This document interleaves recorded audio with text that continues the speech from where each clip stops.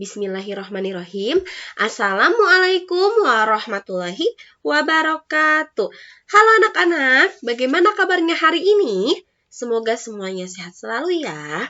Hari ini kita akan belajar tematik tema 4 atau tema 2D, subtema 1, pembelajaran 5 dan 6. Hidup bersih dan sehat di rumah. Sebelum kita mulai, mari kita membaca basmalah bersama-sama. Bismillahirrahmanirrahim. Tujuan pembelajaran hari ini yang pertama yaitu membaca cerita yang berjudul Warga Kampung Beruang. Yang kedua, menentukan sikap dalam menjaga kebersamaan dan persatuan di rumah. Dan yang ketiga yaitu menuliskan bentuk bangun dan banyak sisi. Oke, di sini ada teks Warga Kampung Beruang. Mari kita baca bersama-sama. Warga Kampung Beruang terkena penyakit kulit. Hampir semua warganya menderita gatal-gatal. Kepala suku beruang merasa sedih dan bingung. Kepala suku bertanya kepada dokter beruang. Menurut dokter, penyebab penyakit gatal adalah lingkungan yang kotor. Sampah di tepi sungai telah mencemari air sungai. Air sungai yang dipakai untuk mandi dan mencuci itu membawa penyakit kulit. Kepala suku lalu mengumpulkan warga. Kepala suku meminta warga untuk bekerja sama membersihkan lingkungan. Sekarang, warga beruang selalu menjaga kebersihan. Warga kampung beruang pun kembali sehat. Nah, ketika kita bersatu membersihkan lingkungan adalah sikap yang baik. Dalam bersatu, pekerjaan membersihkan rumah menjadi ringan. Persatuan harus ada dimanapun kita berada supaya lingkungan menjadi nyaman, bersih, dan sehat. Nah, kemudian di sini ada ciri-ciri rumah sehat.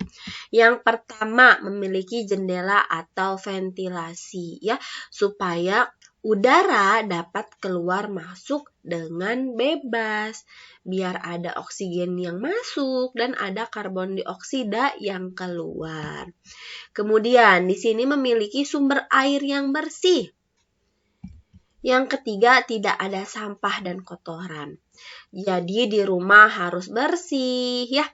Tempat sampah pun jangan sampai menumpuk karena nanti banyak binatang. Terus mengeluarkan bau yang tidak sedap sehingga ketika sampah sudah penuh langsung dibuang ke tempat sampah yang di luar supaya diangkut. Kemudian memiliki bak sampah sementara. Nah, maksud bak sampah sementara tong sampah ya di rumah masing-masing di dalamnya. Tapi jangan sampai menumpuk. Kemudian ada saluran air tidak pampat. Pampat itu tidak mampet ya. Misalkan pembuangan air yang keluar itu mampet sehingga membuat genangan air. Nah, itu kan menjadi sarang penyakit ya. Menjadi sarang nyamuk nanti kalau misalkan air yang menggenang. Atau misalkan solokan karena banyak sampahnya sehingga tidak mengalir. Itu pun kan akan menjadi sarang penyakit ya. Akan menjadi sarang nyamuk juga.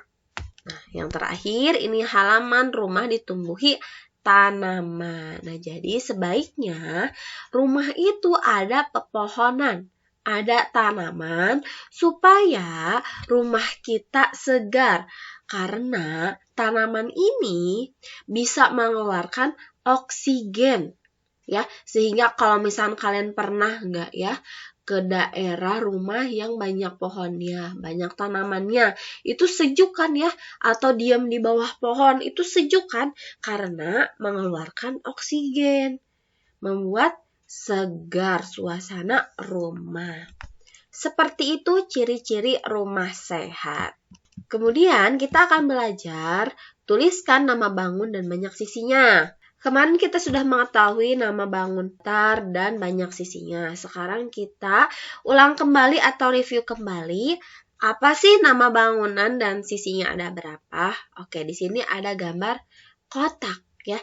Yang satu panjangnya lebih pendek daripada yang ini. Yang ini lebih panjang ya. Nah, ini namanya persegi panjang. karena bentuknya memanjang. Nah, sisinya atau ruas garisnya kita hitung bersama-sama. Ada berapa? 1. Nah, sisi itu yang ini ya. 2, 3, dan 4. Jadi ada 4 sisi.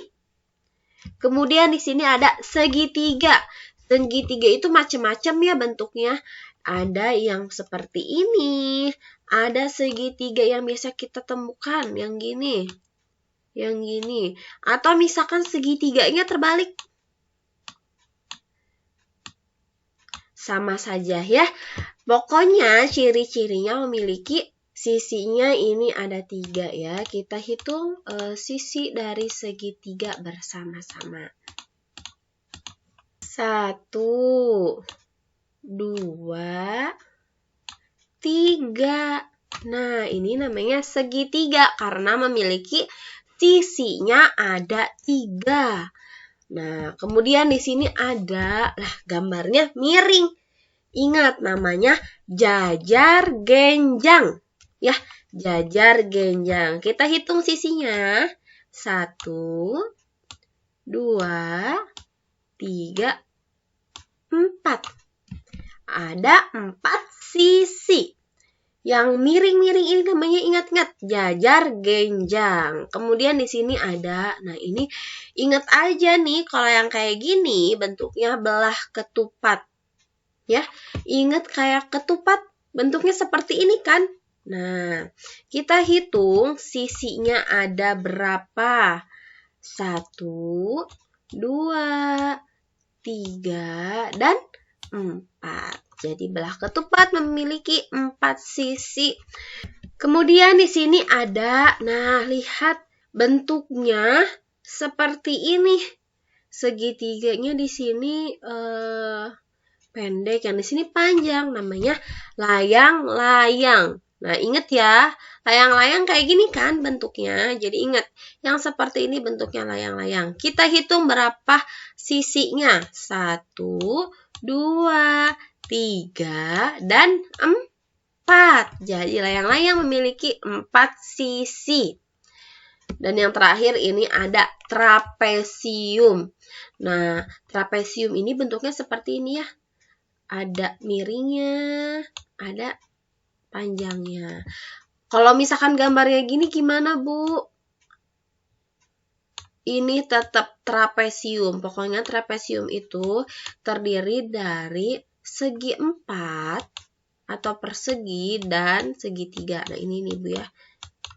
Nah, pokoknya kalau misalkan trapesium ini ciri-cirinya ada perseginya dan ada segitiganya. Mau segitiganya 2 di pinggirnya atau 1 seperti ini ya, itu sama saja. Nah, ini namanya trapesium. Kita hitung sisinya ya, betulkah ada 4? 1, 2, 3, 4. Betul. Jadi sisinya ada 4. Ingat ya, sisi itu yang pinggir-pinggirnya. Oke, di sini ada tugas yang harus kalian kerjakan, halaman 34 yang ayo berpikir. Di situ ada tabel, tuliskan masing-masing 3 manfaat persatuan dan akibat tidak ada persatuan saat membersihkan rumah. Kumpulkan di Google Classroom dengan tepat waktu. Sekian dari Ibu, terima kasih semuanya. Semoga sehat selalu dan semangat belajarnya. Wassalamualaikum warahmatullahi wabarakatuh.